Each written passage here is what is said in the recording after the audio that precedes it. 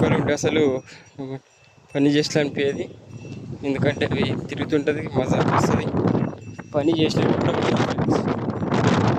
కొన్ని రైతులందరూ మంచిగా కుక్క పిల్ల పెంచుకుని పని చేసినట్టు అనిపేది, మన లాగానే ఉండిపోతుంది. ఇది మాత్రమే మరక మాత్రం విడిస్తారు అసలు అంధవిశ్వాసం ఉండవచ్చు.